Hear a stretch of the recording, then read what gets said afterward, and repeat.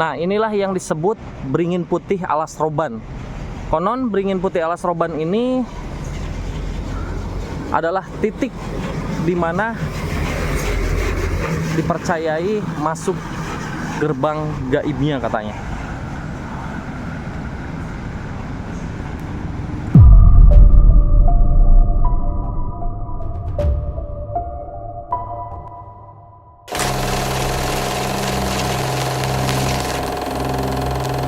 Oke, assalamualaikum warahmatullahi wabarakatuh. Pada hari ini kita mau menceritakan pohon beringin putih di sini. Yang mana memang sering terjadi kecelakaan di sekitar sini, entah yang meninggal ataupun yang tidak meninggal. Karena di sini memang sudah terkenal dengan keangkerannya ya di beringin putih ini.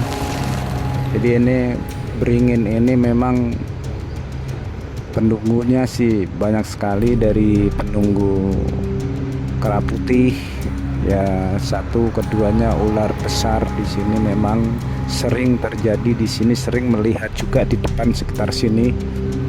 Ini Pak, pada waktu itu kan sering kalau pas jalanan sepi motong jalan di sini. Setelah itu ya kejadian banyak sekali lah kalau di sini. Kalau itu dilanggar memang ya, kalau ada semacam ular, hewan atau apa pas dia di tengah jalan, mobil itu dia posisinya masih aja jalan nggak mau berhenti, pasti akan terjadi kecelakaan di sini. Sering juga seperti itu.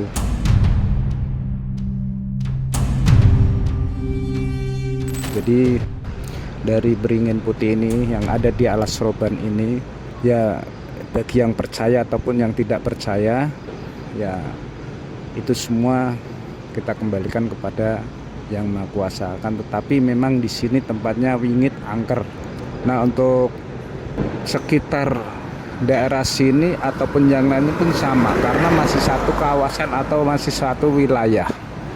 Kalau di sini kan wilayahnya kan meliputi dari alas roban di bawah sana ya, dari bawah sampai ke atas itu memang semua dalam satu lingkup ya, untuk keangkerannya ya. Jadi di atas pun sama. Sering di sini ya kan, entah itu kejadian-kejadian aneh, yang satu orang yang nggak biasa lewat di daerah sini itu pernah terjadi, dia seakan-akan ada warung, nah, ngepasin di situ orangnya itu pada posisi lapar, kepingin makan ataupun kepingin ngopi. Nah di situ dia berhenti di situ. Setelahnya itu ya kejanggalan ada, yang jualan tuh pada diam lah, nggak ada omong sama sekali, tapi tetap melayani. Nah setelah itu, setelah dibayar di situ dia langsung penglihatannya ataupun kesadarannya itu dia langsung ini pulih kembali, bahwa di situ nggak ada warung, dalam keadaan gelap gulita. Mobil pun posisinya dia sudah di pinggir, udah mau jatuh itu kan.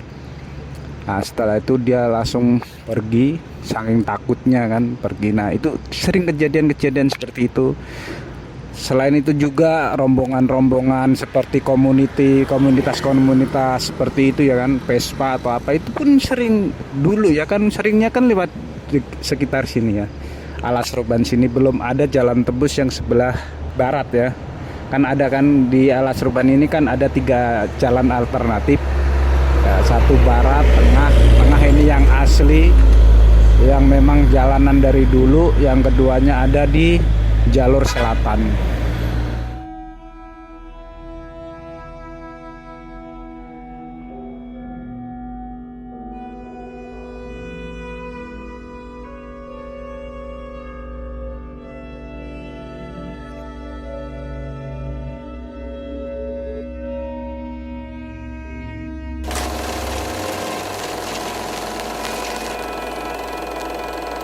Ya waktu itu pernah terjadi, itu grup dari komunitas Vespa. Di situ dia pada waktu itu kan di atas sana itu pada berhenti. Dia di atas sana itu pada berhenti, dia beristirahat dulu. Nah setelah itu ada kawannya ya, ada kawannya dia yang melewati ataupun dia nggak ikut berhenti pada posisi di atas sana ya sebelum masuk di alas roban sini. Nah di situ yang kawannya ini dia nggak mau berhenti, tapi dia masih tetap jalan dengan pelan-pelan. Dia melihat ada warung. Nah di situ dia mampir di warung itu. Setelah mampir di situ kan dikiranya itu ada warung di situ kan. Dan dipikirnya itu ada warung di situ, dia berhenti. Setelah berhenti, buat istirahat, ngopi di situ. Nah setelah itu dia kan karena udah lama tapi temennya kok belum pada lewat, dia pun mulai ini meneruskan dari perjalanannya, dia bayar semuanya. Nah setelah itu dia jalan, tapi temennya dia nengok ke belakang sudah nggak ada warungnya di situ.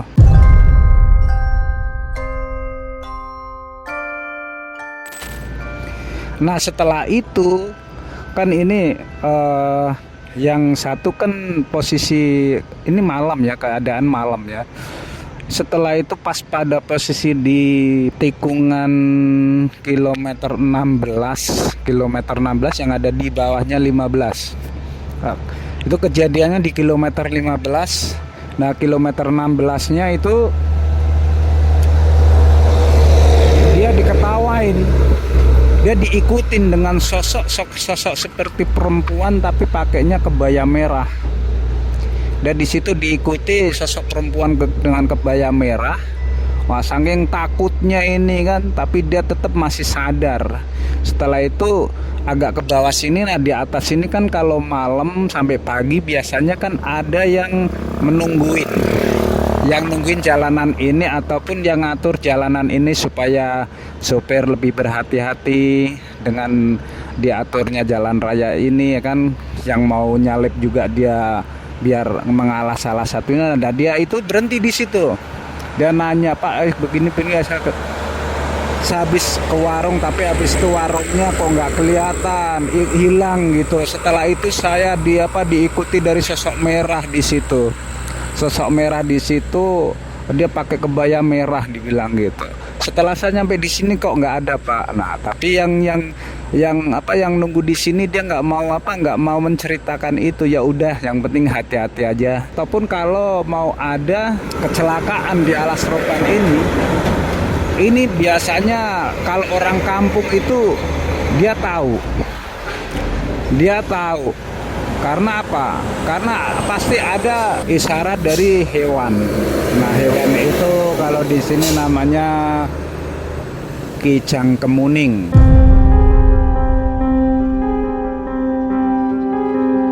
Kalau di sini namanya kijang kemuning. Nah, kijang kemuning itu dia sebagai isyarat orang-orang kampung bahwa itu sebagai pertanda akan terjadinya suatu yang akan ibarat kata orang-orang harus ketahui. Nah, kebanyakan di sini kalau ada bunyi suara kijang kuning itu pasti ada kecelakaan. Tapi seringnya masuknya di daerah situ, teman-teman ya.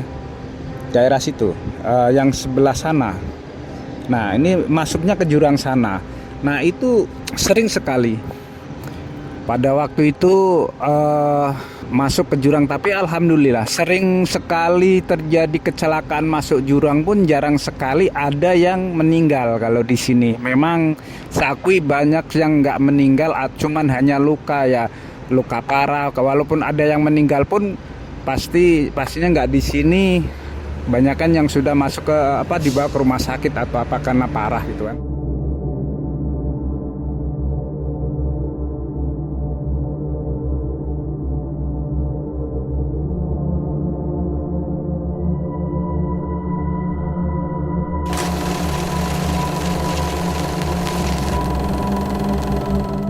Rem-remblong juga dari atas juga banyak ya, sering terjadi itu remblong dari atas.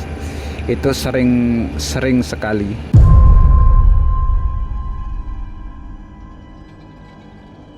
Dan di sini pun saya setiap ada kecelakaan atau apa ya pasti ada di sini. Dan saya bukannya saya yang sering menolong di sini.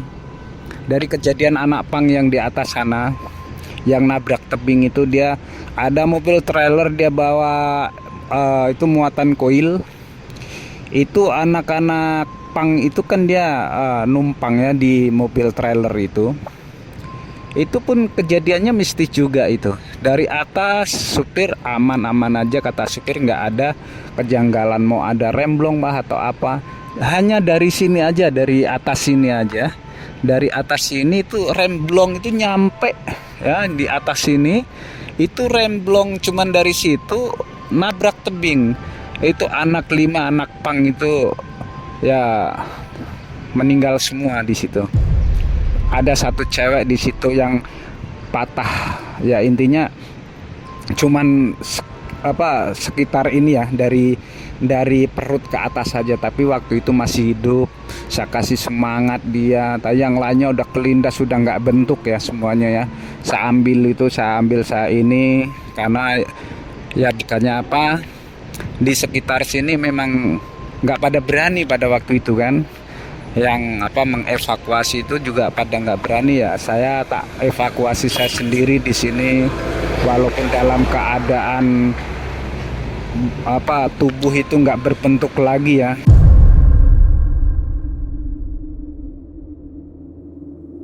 Itu saya evakuasi di sini. Nah di situ ada satu yang tergencet dari koil itu. Kegencet koil itu dia masih hidup. Saya suruh istighfar terus. Pokoknya kuatkan, kalau masih kuatkan. Kalau yang penting kamu berdoa minta ampun pada Allah, kamu harus berdoa terus, istighfar terus. Setelah itu saya suruh itu dialah mengambil nafas terakhirnya. Itu pun saya melihat kejadian-kejadian itu sering sekali, banyak sekali.